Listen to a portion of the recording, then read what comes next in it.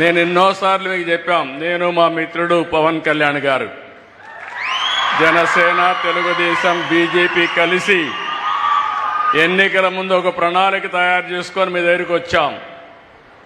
రాష్ట్రం మొత్తం చెత్త చెత్త అయిపోయింది.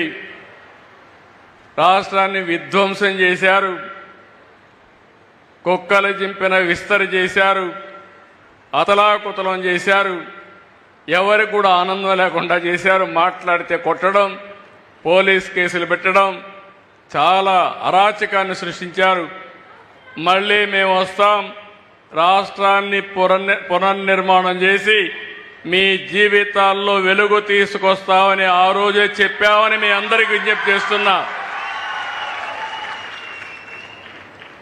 అందులో భాగంగానే ఒక పక్క సంక్షేమం, ఇంకొక పక్క అభివృద్ధి, ఈ రెండు కావాలంటే సుపరిపాలన, ఇవన్నీ కూడా పెట్టుకొని ఒక స్పష్టమైన ఆలోచన, ఎక్కడా డైవర్షన్ లేదు. నేను ఒకటే చెప్పాను, స్వర్ణాంధ్రప్రదేశ్ ఒక విజన్ తయారు చేశాను. 2047కి మీ అందరికీ ఆదాయం పెరగాలి, ఆరోగ్యంగా ఉండాలి, మీరందరూ ఆనందంగా ఉండాలి, మీ ముఖాల్లో ఆనందం చూడాలని నాకు ఏకైక కోరిక. ఇది సాధించి తీరతామని మరొకసారి మీ అందరికీ విజ్ఞప్తి చేస్తున్నా. అయితే ఇక్కడికి వచ్చినప్పుడు నేను మన గ్రామాలన్నీ కూడా పరిశుభ్రంగా ఉండాలి, మన ఆలోచనలు కూడా పరిశుభ్రంగా ఉండాలి, స్వచ్ఛంగా ఉండాలి. నాకు ఎప్పుడు ఈస్ట్ గోదావరి జిల్లాకు వస్తే, పాత ఈస్ట్ గోదావరి జిల్లా, అందరికంటే మంచి మనసున్న వ్యక్తులు ఈ జిల్లాలో ఉన్నారని చెప్పి కూడా నేను మీకు తెలియజేస్తున్నా. ఇప్పుడే చిన్నరాజప్ప గారి ఉపన్యాసం విన్నారు, గట్టిగా కూడా మాట్లాడు అంటే మాటల్లో కూడా సౌమ్యం గడపడే జిల్లా, ఏకైక జిల్లా ఈ ఈస్ట్ గోదావరి జిల్లా అని చెప్పి మరొకసారి తెలియజేస్తున్నా. మంచి మనసు ఉండేవాళ్ళు. అలాంటి ఈ జిల్లాలో కూడా రౌడీజం జరిగింది. అవన్నీ గడచిన చరిత్ర. అయితే ఈరోజు నేను ఆలోచించింది, ముందు ఇక్కడి నుంచి ప్రారంభమై చెత్తని ఏ విధంగా సంపద చేయొచ్చునో ఆలోచిస్తున్నాం. అనేక మార్గాలు ఉన్నాయి. ఇంటి దగ్గరనే చెత్త నుంచి కాంపోస్ట్ తయారు చేయడం, అదే మరి ఒకేసారి వాడే ప్లాస్టిక్ నిషేధం చేయడం, ఈ వేస్ట్ని ఏ విధంగా మేనేజ్ చేయాలో రీసైక్లింగ్ పంపేయడం, ఇవన్నిటికీ ఒక ఆలోచన విధానాన్ని తీసుకొచ్చాం. ఈరోజే నేను వెళ్ళాను, ఇక్కడ ఒక వెహికల్ కూడా పంపిస్తున్నాం. ఆ వెహికల్లో మీ ఇంట్లో ప్లాస్టిక్ కానీ, అదే మరిగా ఈ వేస్ట్ కానీ, లేకపోతే అనేక రకాలైన పాత వస్తువులుంటే అవన్నీ ఒక రేటు వారిగా ఇచ్చి వాళ్ళు అవన్నీ తీసుకొని మీకు ఏ వస్తువులు కావాలన్నా అక్కడికక్కడే దాన్ని ధరగట్టి మీకు ఇచ్చే పరిస్థితికి వస్తున్నారు. అంటే మీరు ఒకప్పుడు మీ ఇంట్లో దోచుకునేవారు, ఈ ప్రభుత్వం మీ ఇంట్లో వేస్ట్ను కూడా 10 రూపాయలు ఇచ్చే మార్గం చూపిస్తుందని మీ అందరికీ విజ్ఞప్తి చేస్తున్నా. అది గడిచిన ప్రభుత్వానికి ఈ ప్రభుత్వానికి తేడా.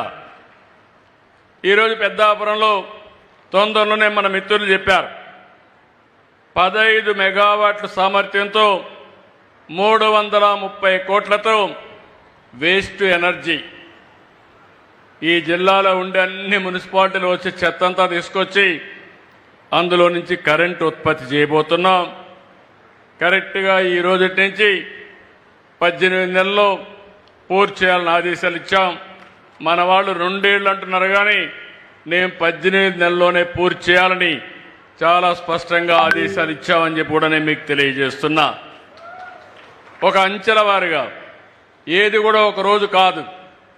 అందుకని ఎక్కడికక్కడ కార్యక్రమాలు ఇచ్చి, ఒక ముఖ్యమంత్రిగా నేను ప్రతి 3వ శనివారం ఒక ఊరికొచ్చి ఆ ఊరిలో ఈ యొక్క స్వచ్ఛ ఆంధ్రప్రదేశ్ కార్యక్రమంలో పార్టిసిపేట్ చేసి ఒక్కొక్క నెల ఒక్కొక్క థీమ్ మీద కూడా ముందుకు తీసుకెళ్తున్నాం.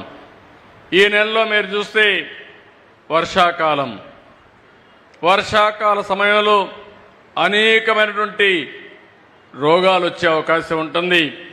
మనం తాగే నీళ్ల నుంచి కానీ మన పరిసరాల్లో మస్కిటోస్ వచ్చి మస్కిటోకి సంబంధించిన దోమలకు సంబంధించిన రోగాలు వచ్చే పరిస్థితి వస్తుంది.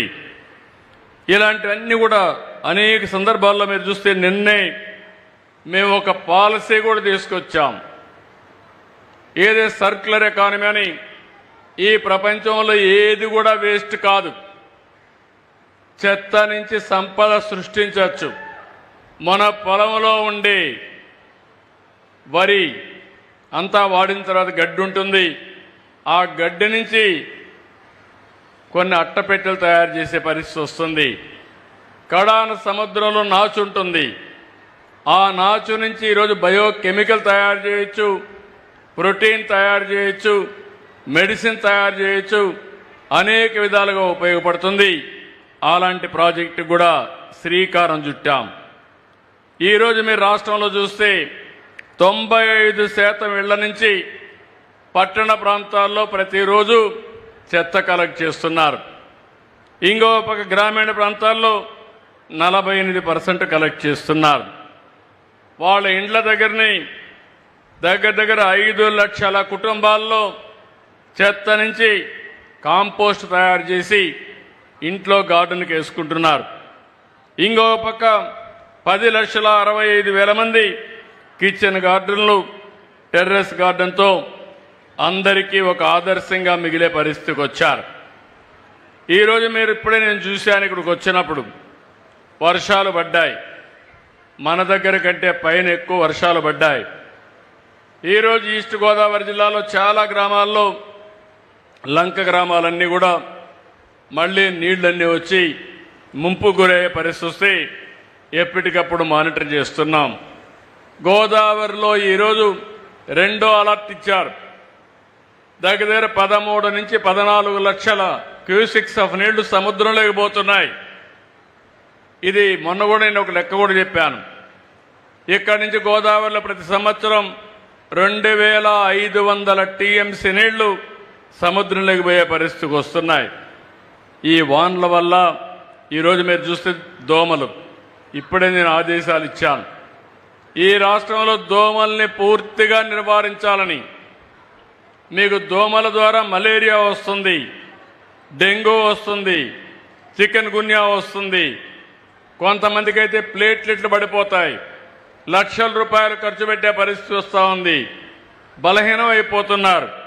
అందుకే ఈరోజు డ్రోన్స్ కూడా ఉపయోగించి ఎక్కడికక్కడ ఈ మస్కిటోని పూర్తిగా నిర్మూలించే కార్యక్రమానికి కూడా శ్రీకారం చుట్టాం.